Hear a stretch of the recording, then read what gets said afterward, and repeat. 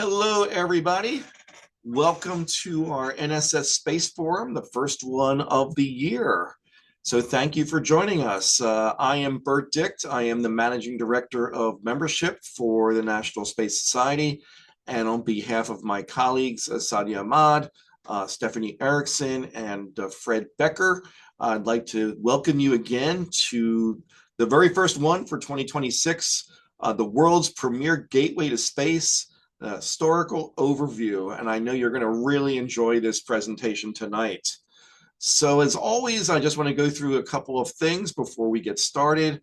In terms of our agenda, I'll do some virtual etiquette, a few announcements, then what's coming up, and then we'll get right into the program, and then we'll close out for the evening. So as always with our virtual etiquette, feel free to submit a question using the Q&A function. It works best because we can see the questions directly. It's not mixed up with other comments. So it's a little easier for us to just pick those out and ask our presenter for tonight. But you are very welcome to still use the chat function. We only ask that you be respectful of both the panelists and the audience.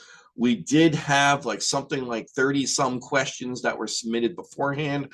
I did pass those on to our speaker tonight, and we'll try to get to as many as possible. But again, we're going to try to answer some live as you submit them as well. So thank you in advance for that.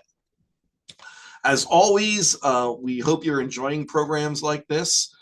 So we'd like to ask you to give to our cause. We appreciate all the donations we get, and thank you in advance if you do decide to make a donation for tonight. I will put this link into our chat as typical. So looking forward to your generosity. So thank you in advance for that. Also, please make sure you complete the Space Forum survey. It only takes a few minutes. It's anonymous, and we get some great feedback on how we can improve these sessions. So we thank you in advance for that as well. So today, I just wanted to start with NASA's Day of Remembrance was today. And this is something that they are doing at all of their NASA centers. They had one here at the Kennedy Space Center that the Astronauts Memorial Foundation actually organized. And if you recall, Apollo 1, the fire for Apollo 1 was on January 27th. The tragic Challenger accident was January 28th.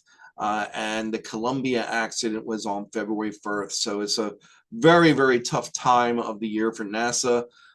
So I would ask everybody, since we won't be having another Space Forum during the actual events here, just to take a moment of silence and remember these great, brave astronauts.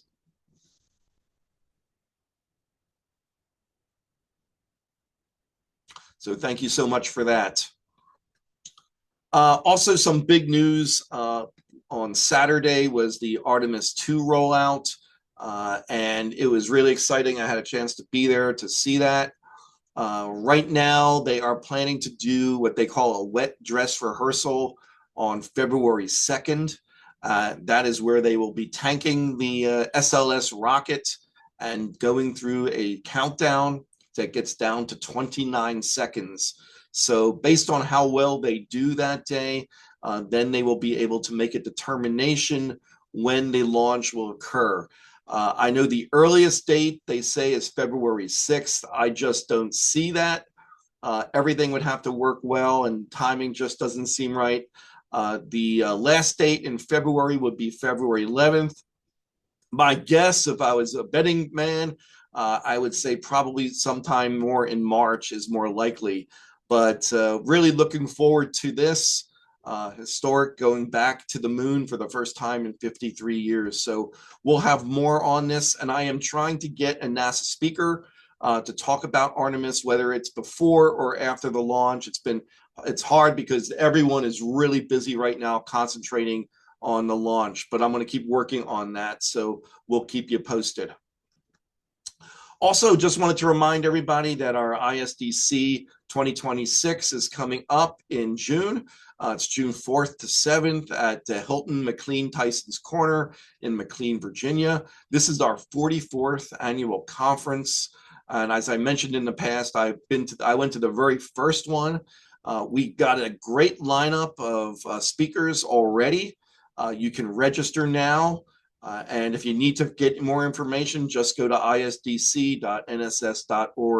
But you'll be hearing much more about the ISDC. And like always, we will be doing a town hall just to highlight some of the great programs that will be happening at ISDC. Now, I know our topic tonight is Cape Canaveral.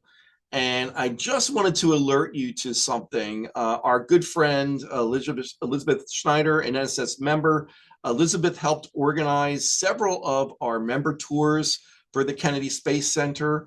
And I know our speaker is probably going to get you so excited about Cape Canaveral Space Force Station that you might want to take a tour. So Elizabeth is now running Cape Canaveral tours. It is a great tour. You can visit the lighthouse at Cape Canaveral and climb up to the fifth floor. And these are actual pictures from the last tour we did with our NSS board. You're going to get out to some of the first launch sites, the Launch Complex 26 Blockhouse, Hangar C, which is just amazing. Incredible restored missiles and space artifacts. So what I'm highlighting in that picture is because of my Northrop connection. That is a SNARC intercontinental cruise missile that was worked on in the late 50s, early 60s. And it does look like it has a smiling shark face on it. But I'll be honest, from what I understand, the missile didn't work all that well. And they used to joke about having SNARC infested waters just off of Cape Canaveral. But I really enjoyed seeing it because I heard so much about it when I worked for Northrop. But I encourage you, if you're interested in the Cape Canaveral tour, just go to canaveral.tours and Elizabeth can really help you. It's a great tour. I encourage you to think about that if you are in the area. And one more highlight picture, just to show you where that lighthouse is. And this is New Glenn 1 that's on the launch pad 36 there at Cape Canaveral Space Force Station. So that it looks like it could be launching itself from the launch pad. But so you definitely want to try to make it out there. I know you'd have a great time in visiting. Oh, one more item I don't have a slide for it, but another one of our members, Tim Gagnon, who has actually been on one of our space forums, actually a couple of our space forums in the past, he's working on a project. And on Monday, February 3rd, 2003, there was an MSNBC town hall in Titusville, Florida, at the Brevard Community College. And the moderator was Phil Donahue. The guests included Buzz Aldrin, Winston Scott, astronauts Buzz Aldrin, Winston Scott, and NBC reporter Jay Barbary. So Tim is actually looking for some photos from that. I know it might be a long shot, but in case any of you might have been at that town hall, reach out to me and I'll be glad to put you in touch with Tim. Again, he's working on a special project. He's been in touch with obviously the production companies as well, but just trying to get some photos from some people who might have attended. So if you were there, just reach out to me and I'll be glad to get you in touch with Tim. So now I just want to talk about what's coming up next. I am working on a bunch of options for our upcoming space forums. One is definitely confirmed, and this is going to be great. Tori Bruno, who's also an NSS member, he was the CEO of United Launch Alliance. He is now president of Blue Origin's National Security Group. And Tori's going to actually talk about his career in space. He has an incredibly distinguished career working on missiles and rockets, and I know you'll find it very interesting. So we're set for February 19th. You'll be hearing more about that. And I'm sure he'll be talking a little bit about what he's going to be doing there at Blue Origin. As you see, a number of the topics that we're still working on. I've got so many inquiries out, just trying to get things lined up as we move forward. So I hope to have a lot more organized by the time we have our next space forum. So look for more information, but the next one definitely is the 19th of February. So tonight, I would like to introduce a great speaker. We actually did this presentation at the last ISDC as part of the history track. And we thought it'd be great, since not everyone could make it to the ISDC, to invite our presenter, James Draper, back to actually give it to all of you on the Space Forum. James, or we call him Jamie, is the museum director for the Cape Canaveral Space Force Museum, and that is administered by Space Launch Delta 45 at the Cape Canaveral Space Force Station. And as you know, we had this initially scheduled in the fall timeframe. Unfortunately, the shutdown prevented us from having it, but we're glad to get Jamie back tonight. He has a distinguished career working in museums, and actually even worked at the Gerald R. Ford Presidential Museum. As the museum director, he oversees the volunteers, he oversees strategic planning, also everything related to the historical aspects and the heritage of the Cape Canaveral Space Force Station. And I know you're going to really enjoy this presentation. So what I'm going to do now is turn it over to you, Jamie. I'll stop sharing. There we go. And it's all yours. All right. Thank you, Bert. Let me find my presentation. Yep, ready to share? Here we go. All right.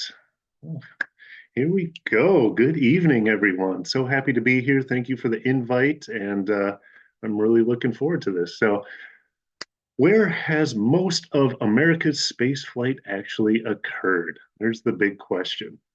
And most have a guess, but it's usually wrong, surprisingly. So I hope you all will leave this session with a little knowledge and perspective on our space program history that too few understand. It's time for some space epiphanies and revelations. Welcome to the world's premier gateway to space, a historical overview. And as Bert said, my name is Jamie Draper. I'm honored and humbled and extremely thrilled to serve as the museum director of the Cape Canaveral Space Force Museum. I've spent 25 years in public history and a little ADD with that history, since I bounced around in my professional career with local history, architectural history, presidential history, and over the last 7 years, aerospace history. I earned degrees in history, anthropology, and historical administration. But in all honesty, I'm just a kid at heart. I love public history. I love museum work. It's my passion. As Frank Borman once said, exploration is really the essence of the human spirit. Every day researching America's space and missile programs is exploration with discovery to no end. And here's a little information on the Cape Canaveral Space Force Museum. A lot of people really don't know we exist, and it's a shame because it's an amazing site. We preserve the hardware and the spirit of America's ventures into space. We do so by saving the stories of America's military and civilian space programs for future generations. We fulfill this mission by collecting, restoring, preserving, and interpreting artifacts related to the history of America's space and missile programs and the heritage of the U.S. Space Force. And I have to say, we do all of this with a meager staff and an amazing team of over 100 extremely dedicated museum volunteers, the best museum volunteers in the galaxy. I also want to point out our Sand Space History Center. So we operate about 30 different facilities around the Cape. Most of them are on the active military spaceport. Can be extremely difficult to get to, but Canaveral tours, space shuttle excursions, other opportunities do arise. But I encourage everyone, if you get the time, if you're in the area, you have the opportunity, visit the Sand Space History Center. It's our one facility outside the gates. It's open 6 days a week and it's free admission. It's probably the only thing in Central Florida that's free. I encourage you to take advantage of it. We just renovated it last year. You could see the before and after.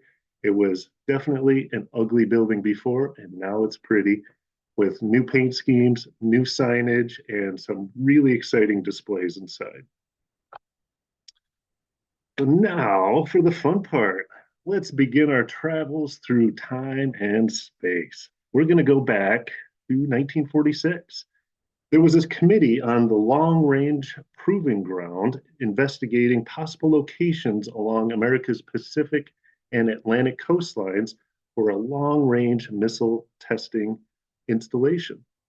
They narrowed down the possibilities to 3 different sites: the Aleutian Islands up there in Alaska, El Centro, California, and Cape Canaveral, Florida. You could see them all right there on the map. They ended up going with Cape Canaveral. So President Truman signed Public Law 60, establishing the Joint Long Range Proving Grounds in Florida in 1949. This is basically our Declaration of Independence. This is one of our charter documents. Without this, we wouldn't be here talking about any of this. So this is the birth of the future world's premier gateway to space. It was a game changer. Why did they choose Cape Canaveral? Well, this 1950 map layered on a contemporary map of the region shows one reason. The World War II era Banana River Naval Air Station offered a base for administration now known as Patrick Space Force Base. And you could see that on the right-hand side of that map. It says JLRPG base. And then there's this sparsely populated, unique landmass to the north, Cape Canaveral, which provided an area for launching. Other reasons. Well, let's see. There was the Cape Canaveral Lighthouse that stood there since 1868. Well, actually moved in the 1890s. But this lighthouse gave the federal government a foothold on the region. So there's already federal property there. Launching from this landmass took advantage of an equatorial boost. You're closer to the equator, and that equates to higher speeds, less fuel, more payload, all that good stuff. And then they would be launching over open ocean rather than populated land masses. And a series of islands provided essential tracking stations. And those were quite crucial in the selection. Which brings us to the Eastern Range. Touted as the world's largest shooting gallery, this range begins at Cape Canaveral and extends 10,000 miles southeast across the Atlantic Ocean beyond the southern tip of Africa. I believe it also encompasses, to this day, about 15 million square miles of surface area, all ocean. It used to consist of this extensive network of island tracking stations, which you see some of the main ones on this old map, also a fleet of tracking ships and a fleet of tracking aircraft. A lot of that is gone today due to enhanced technology. But that's how it all started. So there's no easy way to present the voluminous history of launch from the Cape. This presentation will be a quick review by program in a somewhat chronological sense. Keep in mind the frenetic pace of the Cold War missile and space races resulted in a lot of chronological overlap among these programs. In addition, we preserve a complicated history of Army, Navy, Air Force, NASA, and commercial launches, all from Cape Canaveral. Oops, I think I skipped a slide here. Oh, yeah, I missed a slide. Oh, well. But right here, I wanted to focus on the first launch. This is Bumper 8. Bumper 8 was a modified German V2 with a WAC corporal upper stage, and that started it all in July of 1950. Uh, the logo you see there is our 1776 campaign logo. Uh, this year marks 76 years of launch from the Cape, so we are going to feature 17 themes or subjects throughout the year to mark 76 years of launch in conjunction with our country's 250th birthday. So keep your eyes peeled for all of that in the coming months. And here is a nice little video snippet of that first launch. Very cool. So let's see. We are onto the map. Here's the map of the region today. I love this map. We had this made a few years ago. We've got it blown up in all of our facilities because history without geographical context, it's just lost on a lot of people. And here, the geographical context is very important. So one of my, and on this map, the dark green to the left is Kennedy Space Center. That's the NASA side, and it extends well beyond this map. And then you see the smaller landmass, the lighter green to the right, is Cape Canaveral Space Force Station. That's the military side. And so on Kennedy Space Center, you've got two massive launch complexes, 39A and B. And since 1967, I believe, about 280 launches. Very cool, very impressive, tons of milestones there. Cape Canaveral Space Force Station, however, is the military side. And as you can see, all of those LCs, all those little circles, that's 30 launch complexes and over 8,000 launches since 1950. Absolutely incredible. This is one of the biggest revelations for me taking this job. Everybody knows Kennedy Space Center because it's awesome, but nobody knows this hidden gem of Cape Canaveral Space Force Station and this incredible history around it. So that's part of my job, and the job of my team is to get this history out to the world. So we're going to jump into some of these programs, and we'll begin with winged missiles of the Cape. So following that Bumper 8 launch, there were all kinds of other programs that hit, and these were Air Force programs. Winged missiles were basically dubbed pilotless bombs back in the day because there wasn't much of a technological designation for these yet. It was so new. These were kind of the go-between from the World War II era bombers to the later ballistic missiles as the ballistic missile technology was being developed. Most of these were jet-powered vehicles with rocket assist takeoffs. And they just kind of filled that need in the early days of the Cold War. So we're going to go through several of these platforms. All are incredibly steeped in history. I could go on for hours on each individual one. So this will just be a real broad overview. Let's begin with the Matador. The Matador was the first operational surface-to-surface missile created by the United States. Almost 300 of these were launched from the Cape during the 1950s for testing and training. They were deployed to West Germany, Taiwan, and South Korea with nuclear warheads all the way up to 1962. And TAC missileers test-launched Matador and Mace missiles from the Cape.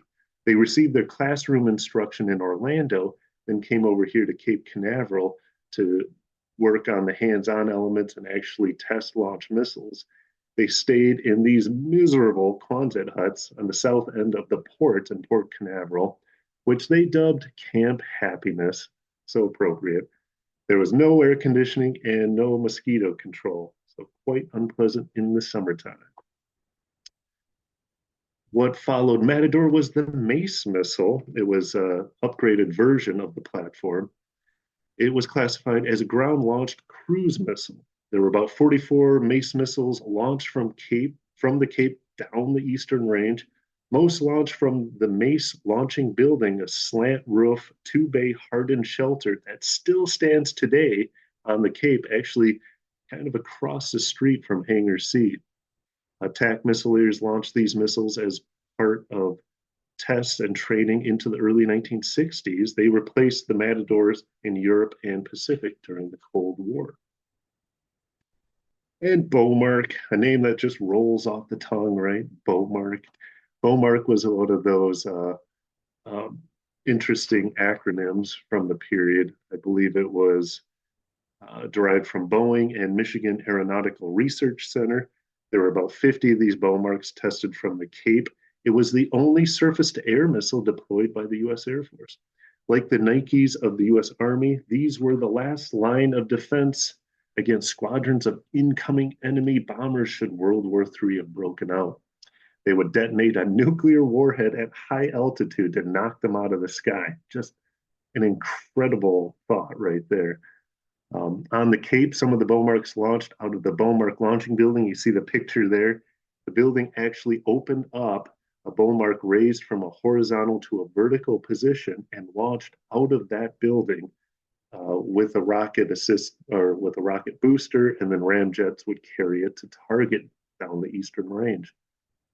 That building is actually one of our museum storage buildings today. A little rustic, but it helps us with some of our larger items. And the Snark. Now, Bert mentioned the Snark as a Northrop project, and yes, there's jokes about snark-infested waters off the shoreline. The massive Snark was America's first intercontinental cruise missile. Like the other wing missiles, the Snark used solid propellant boosters to launch from a stationary position, and then a jet engine carried it to target at subsonic speeds up to over 6,000 miles away. Absolutely nuts. Over 90 test launches occurred on the Cape. There are tons of stories I could tell you about the Snark, but my personal favorite is that one of them launched, and as it went downrange, it was veering off course. All the island stations were hitting the destruct button, but it kept going because there was a wiring issue. It was last spotted off the coast of Venezuela, and it crashed somewhere in the Amazon in Brazil.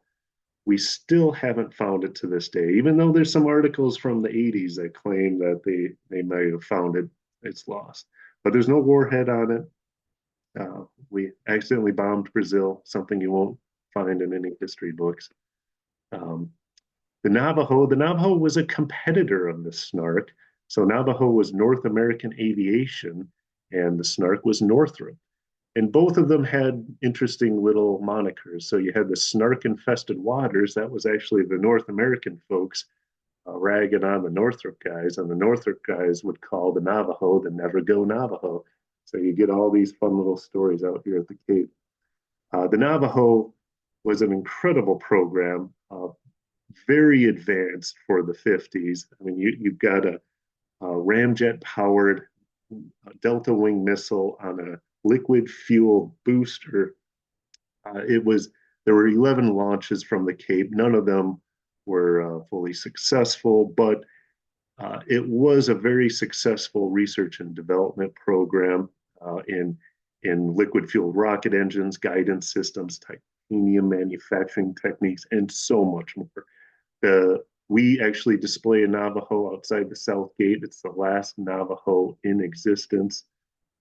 It's the ancestor to so many programs that followed. It's a really incredible piece. And so, as all of these Air Force wing missiles took flight from launch complexes throughout the Cape, the Army Ballistic Missile Agency experimented with America's first liquid fuel ballistic missiles. The ABMA was commanded by General Medeiros and none other than Dr. Werner von Braun as technical director. And there you see him turning to the camera and smiling, always hamming it up. They began launch activity at Pad 3 in 1953, then moved to launch complexes 5, 6, and 26, which are on our museum grounds today. Their first vehicle was the Redstone missile. It was a short-range ballistic missile. This was America's first operational ballistic missile. It was a direct descendant of the German V-2. And the US Army deployed them in West Germany and actually used them for atomic tests out in the Pacific. What's truly remarkable about the Redstone was not its use as a nuclear-tipped ballistic missile. It was the fact that variants of the Redstone set many of our earliest space milestones. So von Braun and crew used it to test a blade of heat shields on multi-stage version called the Jupiter C, and you can see the little chart there on the right. Explorer 1, our very first satellite placed into orbit, launched on a modified Redstone called Juno 1 in 1958. Our very first NASA astronaut into space, Alan Shepard, launched on a Mercury Redstone in 1961. All of these milestones and more on the shoulders of a military ballistic missile. Jupiter followed Redstone, and there's another von Braun creation with ABMA. It was one of America's first medium-range ballistic missiles. We just opened a new exhibit on this rocket this last year. The Jupiter story includes launching America's first successful bioflights, monkeys Able and Baker, launching America's first full-size reentry vehicle into space that was successfully recovered, which we display at the Sand Space History Center, and instigating the Cuban Missile Crisis. That's right. So we actually had Italian and Turkish NATO launch crews train on launching Jupiters at Complex 26, which today is the headquarters of our museum.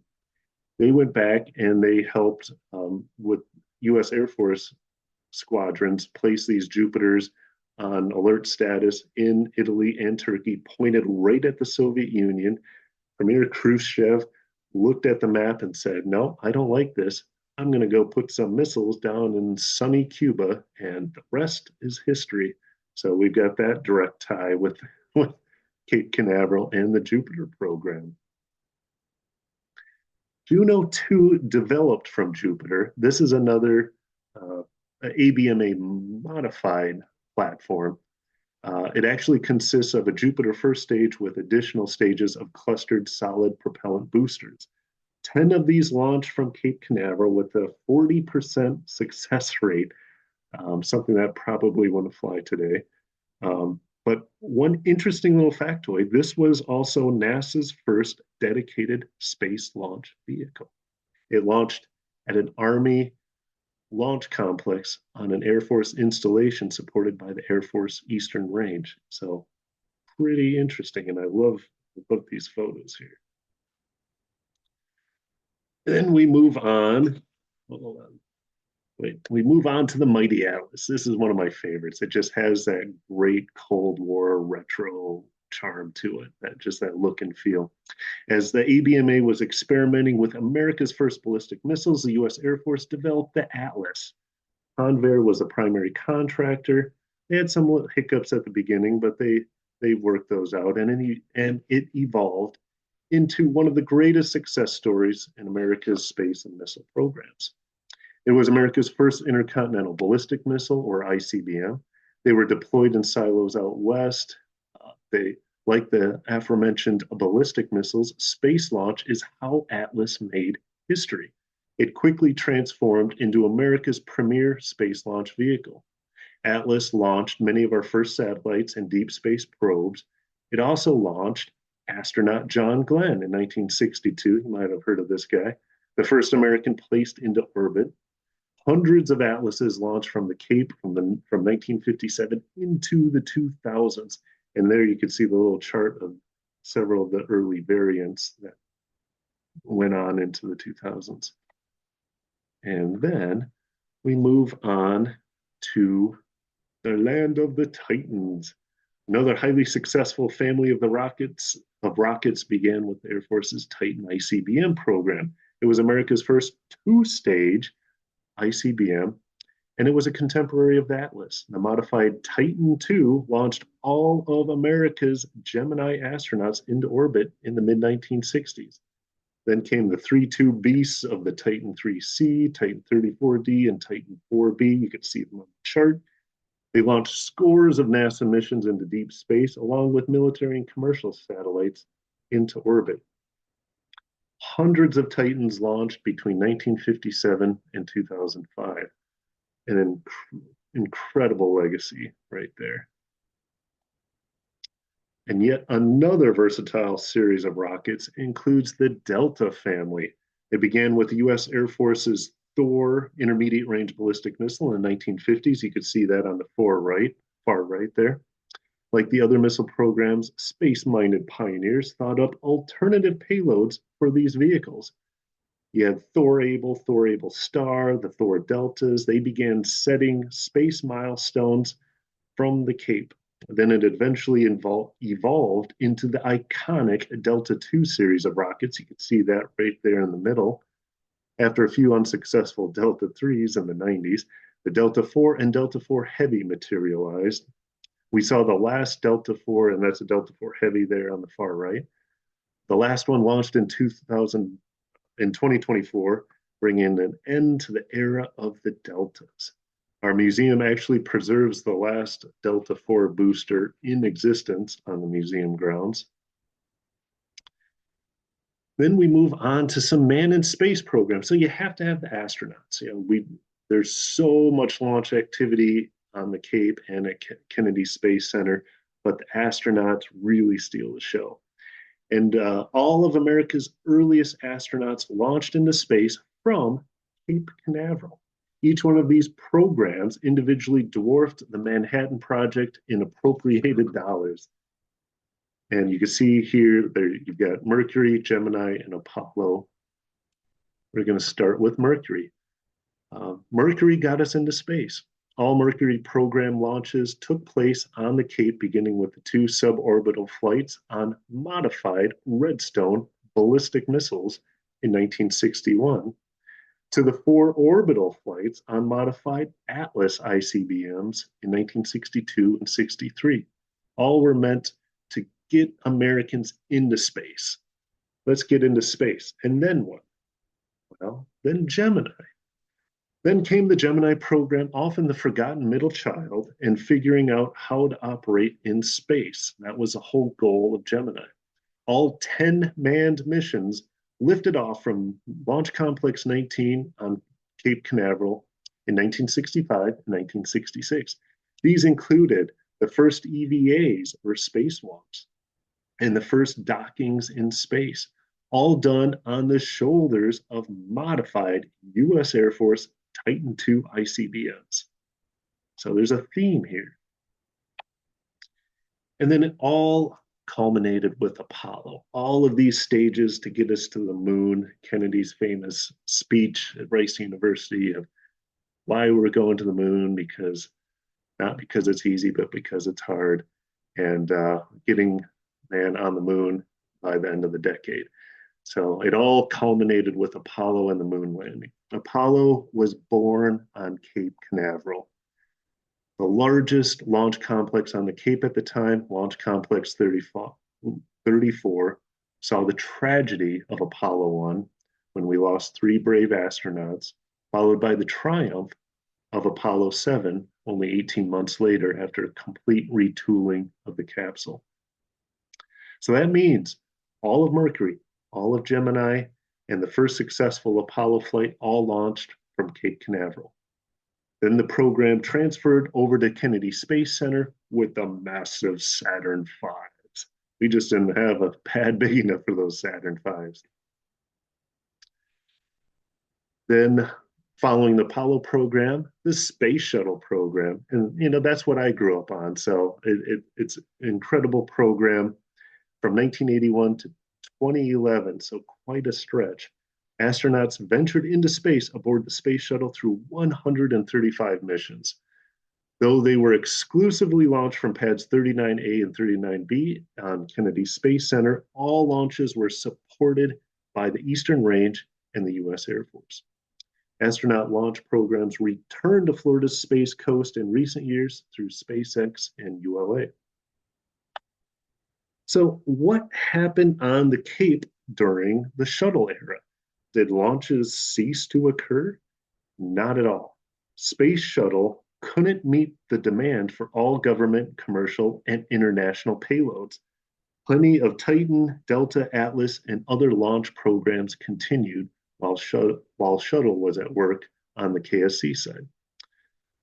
What also developed was the Evolved Expendable Launch Vehicle, or EELV, launch system program. It began in 1994 as a program to make government space launches more affordable. The Delta IV and Atlas V booster families were developed at this time, and you could see them all laid out on this chart. SpaceX's Falcon 9 would eventually join the group. One of the EELV programs was the iconic Delta Heavy. Now, this is one of my personal favorites. I love the Delta Heavy, although I hear from a lot of people who work the program that weren't terribly fond of it. The last of the Delta Heavies launched 2 years ago, taking a classified NRO payload into orbit. That launch ended the long career of the Delta family, as I mentioned earlier. It was sad to see it go. And then LC-37 is being retooled now for Starship. Today's most launched orbital rocket is SpaceX's Falcon 9. Over 500 have launched from Cape Canaveral Kennedy Space Center and Vandenberg Space Force Base out in California over the last 15 years. It really changed the paradigm in space launch hardware reusability. Because of its success, reusability is the default setting for most space launch startups today. SpaceX dropped the cost of launch while providing a more environmentally friendly option. However, there's plenty of competition on the way. What does the future hold? Well, Spaceport of the Future is in full force now. This is an initiative the U.S. Space Force is embarking upon to update the infrastructure, improve operations, and leverage commercial spacelift growth to help meet the demand of space launch. Space is the next multi-trillion-dollar industry, and it's essential to national defense. And in conclusion, let me elaborate briefly on several major epiphanies I've experienced since taking on the preservation and presentation of Cape Canaveral Space Force Station history over the last 6.5 years.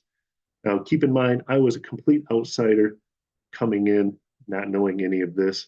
So these were from my research, my observations that I found extremely fascinating. First, Cape Canaveral is the world's premier gateway to space because the majority of America's launches have always occurred there.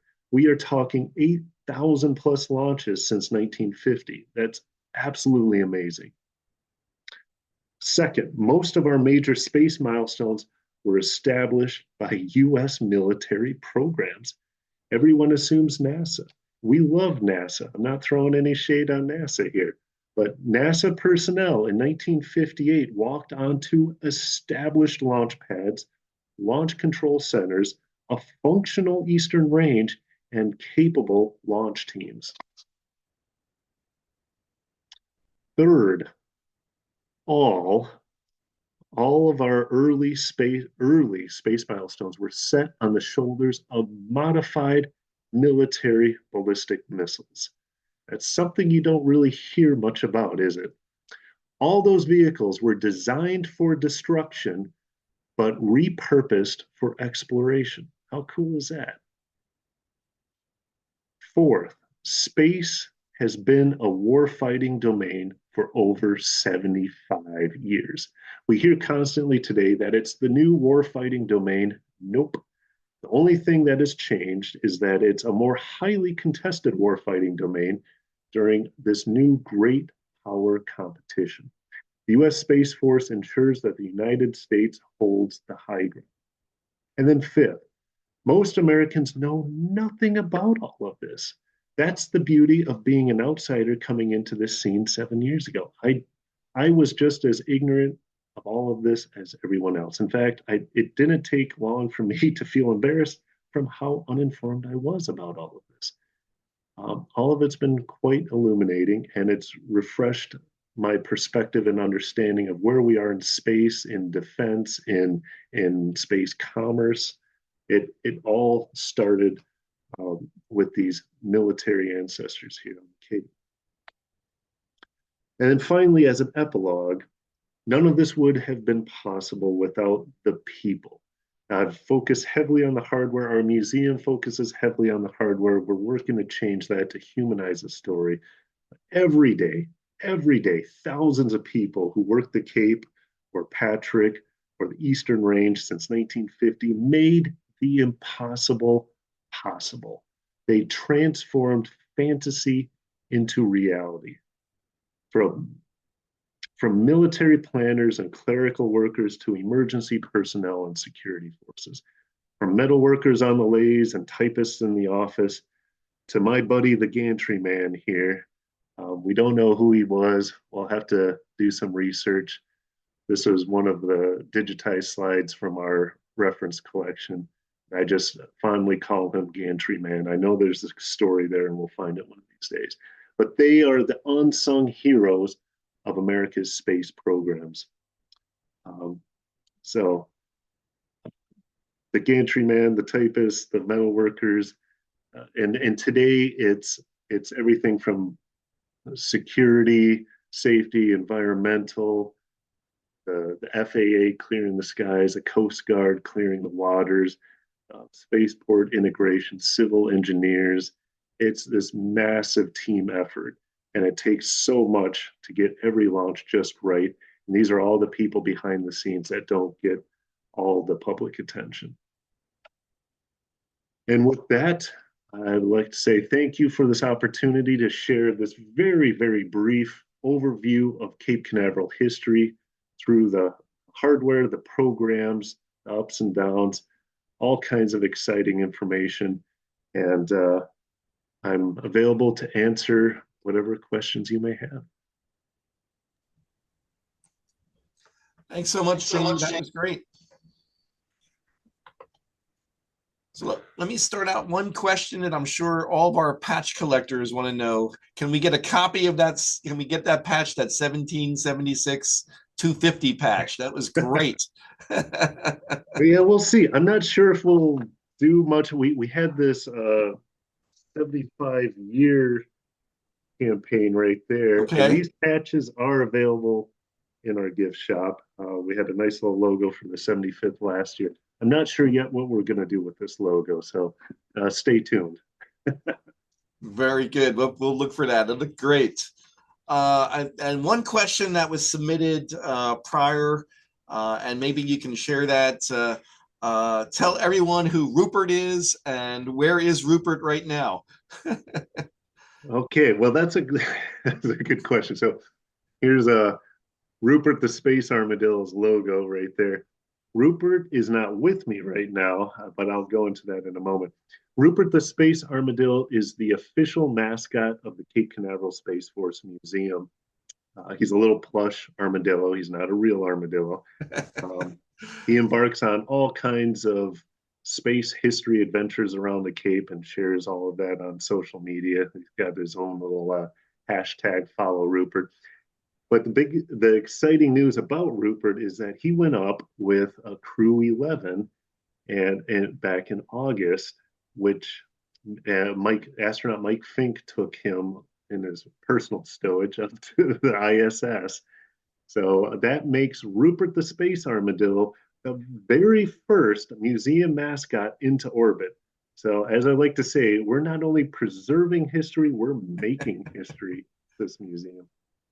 And he made more history by participating in the first medical evacuation of the ISS with the early return of Crew 11. So I'm working on figuring out whether Rupert joined them on the return or not. I'll be perfectly candid. I'm not sure if he's still up at the ISS. I hope Mike grabbed him on the quick exit. And then once he's returned, we'll have a welcome home party for him. Oh, that sounds great. If he had a choice, he might say, hey, I want to stay up here. Yeah, if he extends his mission, hey, what am I going to do to stop him? I did see one question in there that actually I was also going to ask you that let's see that came from Josephine about how you got into this job. You said you didn't know much about or anything about space or rockets, and so what attracted you, and what was the thing that said, "Hey, we need to hire this guy"? Good question. Well, as I said at the beginning, I'm a little ADD with all of my history in my career. I started local history, got into architectural history, then presidential history. I'm drawn to fascinating, hidden, and relevant history.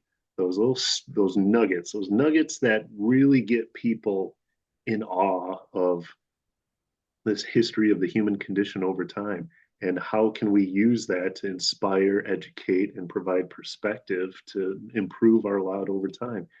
And I spent a lot of time in presidential history before here. I loved it, learned a lot, worked with amazing people, got to meet all kinds of great historical figures. But this opportunity came available, and I thought, hey, I don't know much about this, but there's mention of a rocket garden in the job description. I mean, why not, right? And I was up in Michigan. It's very cold and snowy up there right now, so I'm grateful for this tropical adventure.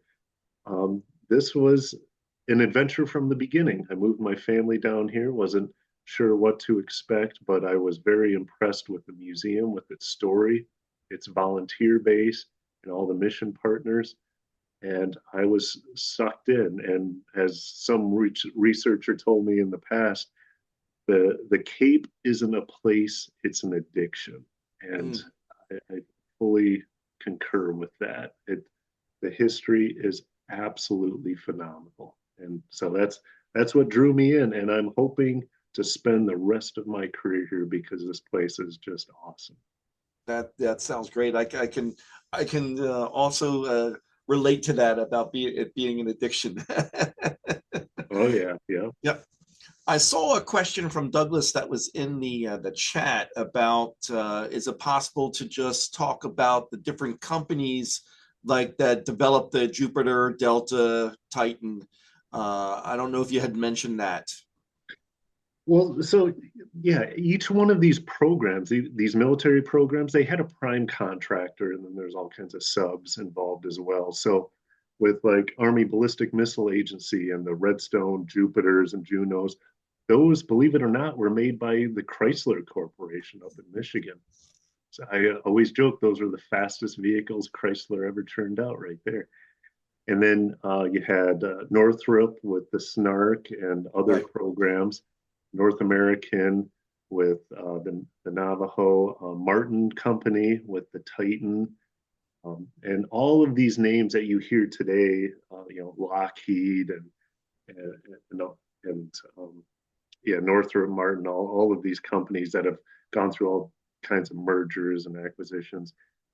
They all have long histories out here at the Cape, making the boosters, making the engines, the upper stages, the payloads, you name it. Uh, One cool thing about the history of the Cape, and something we want to do someday, is have this huge interactive map of the United States. So visitors from all 50 states can show up, pick out their state, and see all of the aerospace manufacturers, contractors, parts suppliers from their communities, from their home states. It connects the whole country. So there's a lot of history on all of those individual prime contractors and the subs. And a lot of them are active today, like on the No-2 side, Naval Ordnance Test Unit. You have a huge Lockheed Martin contingent in there. You have a huge Lockheed contingent on the KSC side as well. And L3 Harris is around. And then you've got all the commercial launch providers now, too, intermixed with it all. So, like I said, voluminous history, rich history. There's no way you could fit it all into one book. It's a lot to take in. Right. That does bring me to a question that was I saw in the Q&A and also submitted. Are there any books you might recommend that talk about the history? And you said like there's really not just one, but if someone wants to know more about the history of Cape Canaveral, what would you recommend? There's so many. I So, like you mentioned Jay Barbary earlier. He's yes. got a book. There's a book titled Countdown. I can't think of the name of the author. That's one of the first ones I read on the way down here. There was another great book, a biography of General Bernard Schriever. He was iconic. I put him, he's arguably more significant to the development of our space programs than Dr. Werner von Braun himself. That's a big debate you could have in the field out there, because descendants of his creations, all those ballistic missiles, are still flying today. Um, there are so many titles out there, and I've read some good ones, some not so great ones, but I spend most of my time now in the source material from the period of the 50s, 60s, and 70s. I'm enmeshed in a lot of that, so I'm not dealing with a lot of secondary sources these days. I got to get back to my lengthy to-do reading list. Right. You mentioned Bernard Schriever. I would recommend everybody, if you've never read the book, A Fiery Peace in a Cold War. I don't know if that's the one you were That's the thinking one. of, by Yes. Neil Sheehan. It is an incredible book. Yes, I Uh, really, really enjoyed that one. and if you love learning about engineering, it's the stories of developing the intercontinental ballistic missiles. Like nobody knows that story. It's No, no, it's a phenomenal read. Yeah, very good. Let me see a few other questions that are, let's see, we had one other. This is an interesting one from David. Can you compare the launch activities at Canaveral to other international launch sites in terms of volume and current trends? Have you looked at that? I have not, so I can't really speak to that. I know there's French Guiana, there's the Russian launch facility, I think, out in Kazakhstan, um, and China has their launch facilities. As far as sheer volume and numbers, I really don't know how that compares off the top of my head. But that's an interesting question. I'm going to actually look into that now. Yeah, it is a good question. I did see Angel was asking about what that book was. Again, it's called A Fiery Peace in a Cold War by Neil Sheehan. That's Sheehan. So it definitely recommend that. He's a Pulitzer Prize winner. Great author. Covered the Vietnam War extensively as Yes. well. Yeah. So let me get a few questions that were submitted here. Um, you mentioned about the origins of Cape Canaveral. So were there original landholders before the federal government acquired the land? There were. It was a very sparsely populated area. I mean, you had a Banana River Naval Air Station was built up through the 1938 Naval Expansion Act to the south. That base brought some people to the area. Before that, it was a pretty sleepy coastal region with small fishing towns, some early citrus grove communities. I know turpentine industry with the original pines out here on the barrier islands was a thing as well. On the Cape specifically, there was a small fishing village. There were some homesteaders out there. Not a whole lot of people. The lighthouse, so you had the lighthouse, the lightkeeper, the assistant lightkeeper, their families, um, and so that's what brought that's one reason why the federal government had footprint out here. And then once it was selected in 1949, they purchased or secured those facilities from the different or those properties from the people who were out here. There Right. still are cemeteries on the Cape, Oh, and we do have a Descendants Day every year where descendants of those families who lived out here get to come out and visit the graves and pay their respects. And we have some genealogy activities and all that fun stuff. So, no, that's a good question. Yeah, it wasn't a very populated area, but there were people out here.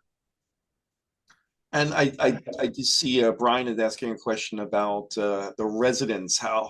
how have the residents reacted to, you said like that main area where the base was not populated, but Cape Canaveral, Cocoa Beach, have the residents liked being part of space history in a sense? Oh, well, that's a good question. I don't know. The space program brought a lot of people to this area, True. and it was the space program that dug out the port and created Port Canaveral, the world's busiest cruise port.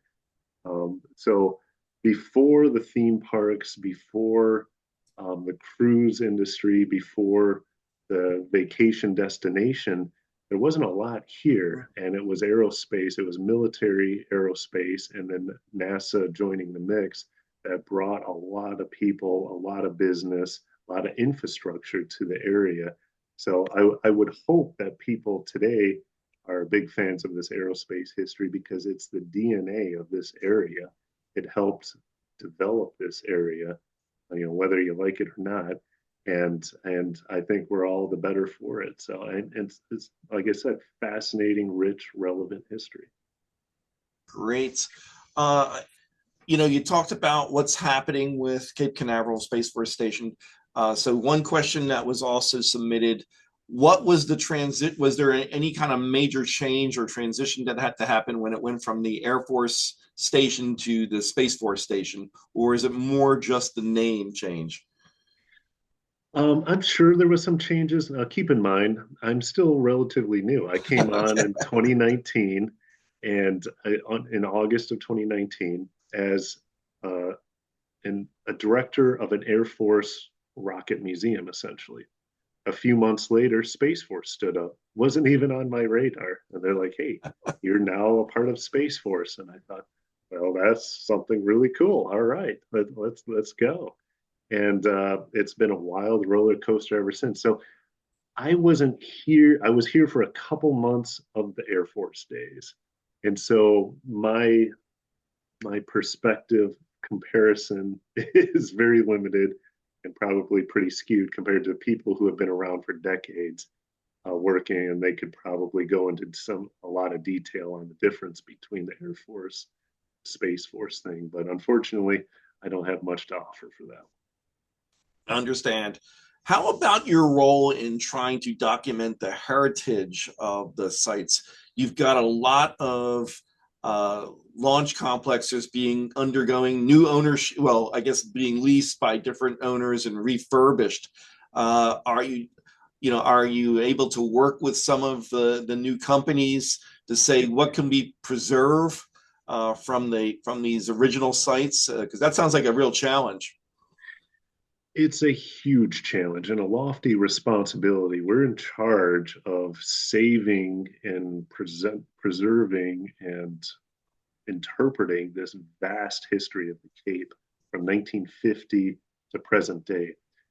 Contemporary collecting is always one of the hardest things for any museum operation. We're so focused on saving, preserving, interpreting the past, we neglect a lot of the history that's being made today. And so we're making some efforts with that, connecting with some of the commercial launch folks to collect and save the history that they're making. But also with the sites on the Cape, with the redevelopment, it's a balancing act because we want to save all of the relevant representative specimens of history, whether it's structures, hardware, or whatever. But with the structures, that can be really tricky as it's all getting redeveloped, especially along ICBM row. And so it's case by case basis. We're very strategic and diplomatic on what we select to preserve. Everything's being documented. We've got extensive surveys on nearly every facility on the Cape, starting from like the 1970s and 80s onward through not National Register, but I have it written down somewhere. And a ton of facilities were digitally 3D mapped through university partnerships. We've got archaeological programs. We work with the State Historic Preservation Office on countless things. So it's a very complicated process, and every day brings new challenges and opportunities. But it's a mission that we take very seriously, and we save what we can as best we can. And I'll just kind of leave it at that. Okay. Yep. I saw a question in there and just wanted to clarify the person had mentioned about Jared now being in charge, but that's not the case. NASA's not in control of the Space Force Station, right? That is the Space Force. That's correct. So Jared is the new NASA administrator. Cool thing about Jared is he's a big fan of our museum operation. Got pictures Oh, of him with the selfies with me and Rupert and all that fun stuff.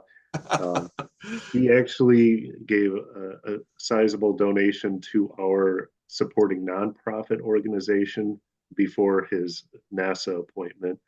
And we used a lot of those funds to renovate the Sand Space History Center. We've got three static displays from our rocket garden currently undergoing restoration thanks to those funds. So we've done a lot with those funds, and we're extremely grateful for his generosity. And hopefully he thinks of us again in the future. But yeah, you're correct. He's not Space Force. He's NASA. We report to the Pentagon and to the U.S. Armed Forces. maybe people don't understand all the role though that the Space Force plays with the weather forecasting, clearing the range, and also they control the self-destruct, right? For the Yeah, range rockets. safety. That's right. Everything launched from the Cape and from Kennedy Space Center is launched with the ability to self-destruct, well, to be taken out in case it veers outside of its vectors. And that's for public safety. Last thing you want is a wayward rocket veering off course and blowing up a local community. That's not good. So since the earliest days, since 1950, range safety has been an important role taken on by the military, whether it's Air Force or Space Force today. Right, right. No, very, very good. Let me just go through a couple of the other questions that looks like that have come in. Lawrence is asking, have you read about Abe Goldstein in your records? Abe Goldstein? Yeah, I don't know. Lawrence, can you give us a little bit more background on that, maybe in the chat? Yeah, I'm not familiar with the name. I think I've heard the name before related to space, but I can't place the context. Let me get a question from Perry here that they're asking a good question. Are you considering a verbal history log where those that have worked on the Cape and other programs as prime contractors to preserve the voice, as you said, the voice of the people that have worked there across the years? Yes, since my first day here, I've been planning or trying to work on an oral history program. We haven't really solidified one. We've done some piecemeal oral histories. We've got a little bit on our YouTube channel. We have yet to really design and develop and implement a full oral history program. It's it's a worthwhile pursuit. It's not as easy as people think it is, and because you've got a lot of logistics as far as developing it, saving the content, the data, and all of that. I'm hoping to partner with some other organizations, maybe some local universities, in developing something along those lines. There are a lot of oral histories piecemeal scattered throughout, some developed by NASA, some by various veteran organizations. Library of Congress has an active oral history program. So we'll lean on some of that to kind of develop something in-house for the Cape. But it's constantly, it's on our radar. We'll get something established eventually. Right, right. You mentioned about Mercury, Gemini, Apollo, the first launch of Apollo 7. And then after that, everything, all of human spaceflight kind of moved to the Kennedy Space Center. But now we've, I guess, reinstituted human spaceflight from Cape Canaveral again with at 40 and 41 with Starliner and SpaceX.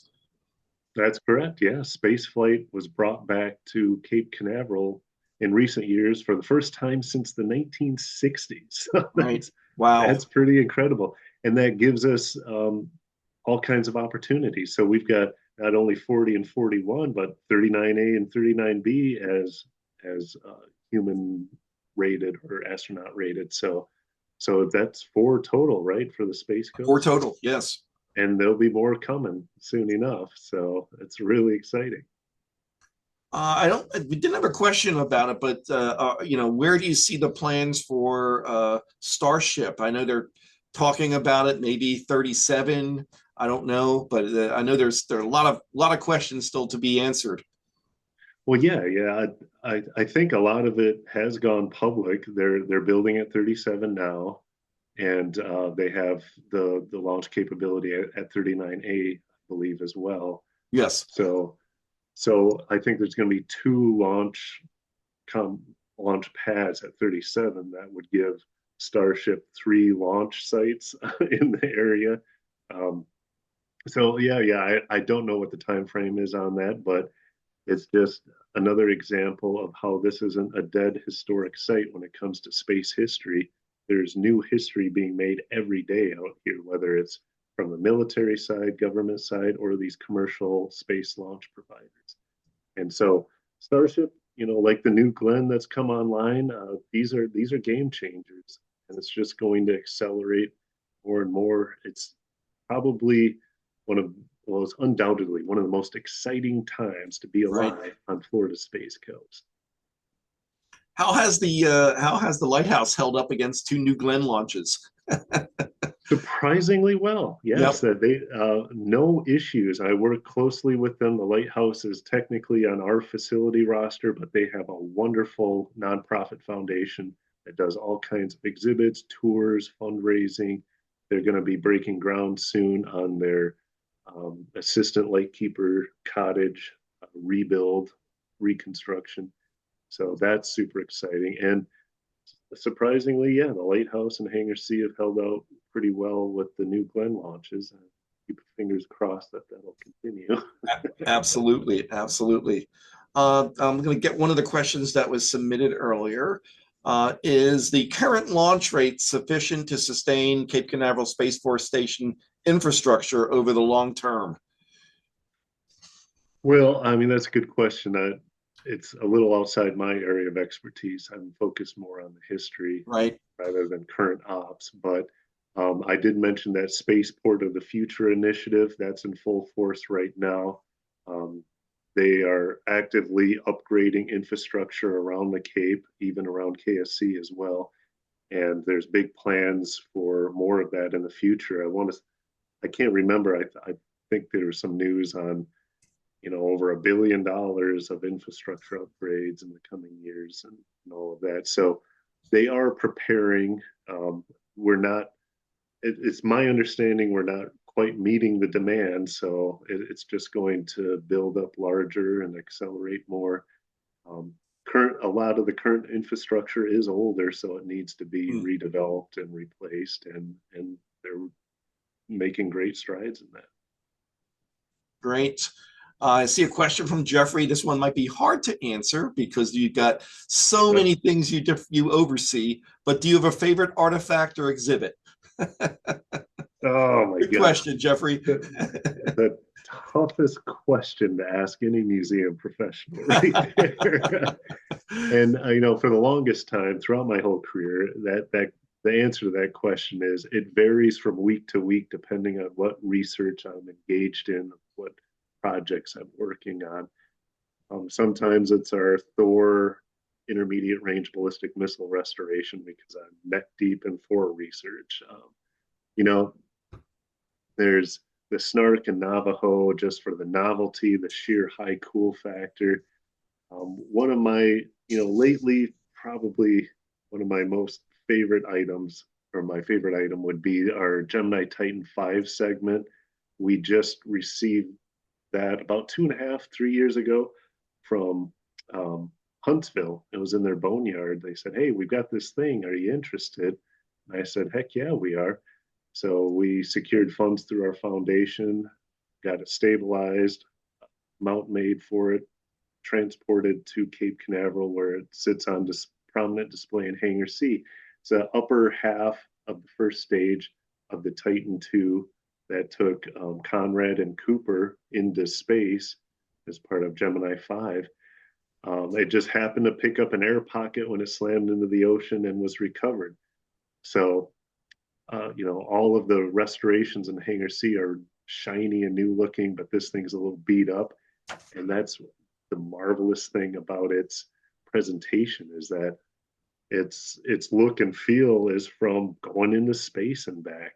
And out of all of the boosters that launched our Mercury, Gemini, and Apollo astronauts into space, all of them are at the bottom of the ocean, except for that one booster segment, Right. which is in Hangar C. So it's one of dozens of examples of just one of a kind artifacts that we diligently protect and preserve for future generations.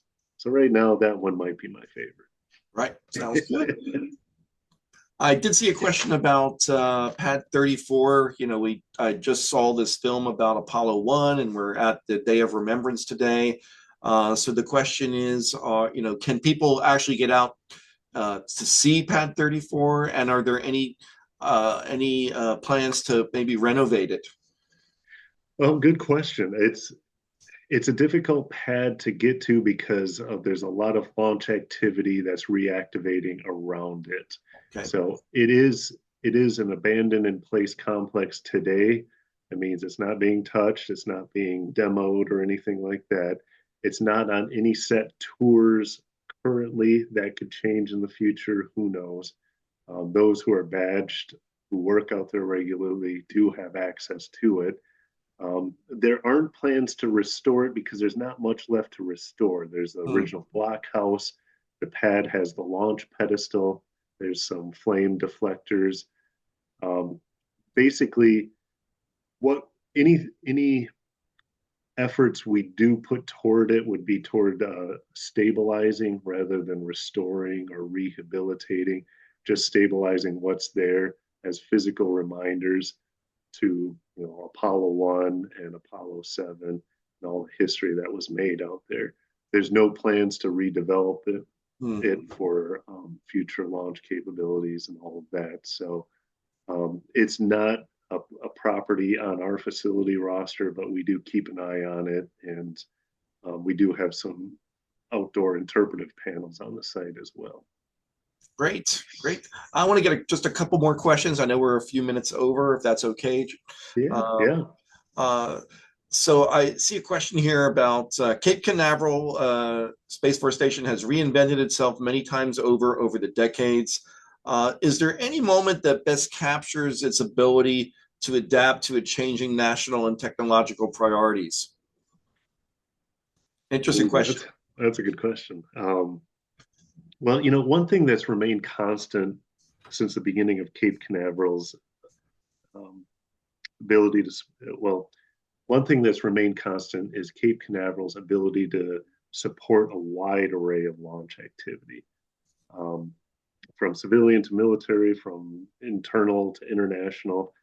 Um, I think right now we're on the cusp of a monumental shift because for the longest time, the Cape's been defined by massive government appropriations, especially during the Cold War era. And that was all through the missile and space races and a great power competition back then. And then that continued on throughout the late stages of the Cold War. We're seeing something very different now. We're seeing this massive surge of commercial space launch activity that just never existed in the past. And that's revolving around everything from telecommunications to mining other celestial bodies to space tourism, you name it. And so I think this moment right now captures probably one of those biggest changes tech in national and technological priorities more than any other period in the past that I could think of off the top of my head. Right, right. I'm going to get one last question from Jeffrey. Can you talk a little bit about the legacy virtual wall? Like to see, oh yes, yes. So we have on our website, ccspacemuseum.org. That's run by our nonprofit organization. Our website is just this massive compendium of information. If you want to know anything about space and missile history, go to it. There's like 30,000 hyperlinks. It's amazing. You'll get lost down all kinds of research rabbit holes. I do it all the time. But on there is this legacy virtual wall, and that's run by our foundation. And it's a fundraising effort, but it's also a way for people to not only support our efforts, but to honor a loved one or present a gift to a friend, get your name on this virtual wall, which someday, as we have plans to expand in the future outside the gates and make all of this history more accessible. But I'm imagining this large screen or projection with this legacy wall, so people can come and see the tile that they purchased for this legacy wall. So it's all on the website. You'll find it on there easy enough, among all kinds of other treasures to explore. Great. And so the last question might be an interesting one for a historian. I love history. We look back and try to understand what happened and the meaning of it all. But as you mentioned, all these exciting things going forward, is there something out there that you're looking forward to that you say, boy, I can't wait to tell the story of that, the history of that? Just an interesting question. Oh, that is a tough one. I don't know. Think about it. I'm still a newbie. I'm like right. 7 years into but you're this. learning. You're learning, Jamie. I'm learning. I'm a new convert to space geekdom, and I'm following as much of it as I can, along with plunging into the deep dive of the history of all of this. What I'm most intrigued with are some of these new developments in propulsion systems. And I think, and this is, of course, I got to be interested in this. At Cape Canaveral, it's the launch site. It's all about the launch, or, that tube of metal riding a tail of fire into the heavens. It's just flashy stuff right there. I think some of the biggest revolutions or evolutions, or however you want to say it, ahead of us are going to be in propulsion, because right now we're kind of locked into this heavy tube of metal filled with heavy propellants, and we're so limited on that. If there's something nuclear or electromagnetic, they've been talking about this stuff since the 60s. Nothing's really developed from it. I'm kind of curious to see what comes of that. And I know, there's a local company, Via Space. I think it's headquartered right here in Cocoa, Florida. They're working on a solid propellant system, I believe, that has stop-start capabilities, and it's like recycled polyethylene that's not explosive. It's like a sustainable fuel they're working on. Yeah, Via Space. Yeah, interesting stuff. How cool is that? So that's the stuff that's really exciting me right now, is those advances in launch capability. And I think we're going to see some pretty incredible stuff in the next 5 to 10 years right there. It's exciting. Well, great. So thanks so much, Jamie. I do want to mention a couple things that were in the chat. We've got some great comments from different people. Bruce and others have shared some great history and some background on human spaceflight. So everyone, you might want to just take a quick look at the chat. I will save the chat, but also an invitation for you, Jamie. I don't know if you saw this from Steve and Renee Sturck. They said, nicely done. If you ever get out to California, please look us up at Edwards Air Force Base Flight Test Museum. So there's an invite. Cool. Yeah. Oh, I love it. Excellent.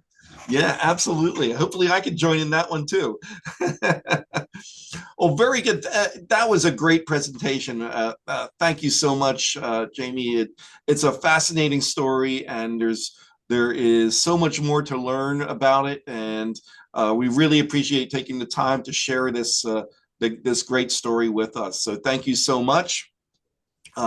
Everybody, I'm going to just go back to my presentation real quick. But before I do that, I want to thank Sadia and Stephanie and Fred for all their help with our Space Forum tonight. And let me just go back to sharing my screen real quick here. Okay, oops, there we go. And we'll just close out real quick, everybody. So again, everybody, thank you for joining us for this first Space Forum of the year. We hope you had a great time. It was a great presentation. I want to make sure that I thank you for attending. Please be sure to look for the invites for our next Space Forum on the 19th of February. There might be one on the 12th, still looking at that possibility, but we'll let you know beforehand, and then hopefully we'll have a good schedule ahead for March and April as well. So again, thanks everybody. For those of you who are in our current time zones, have a great evening. For those in tomorrow's time zones, have a great day. And for everyone, have a great weekend ahead. Stay safe, and we'll see you again definitely on the 19th. So everyone, take care, and thank you so much. And again, Jamie, thank you.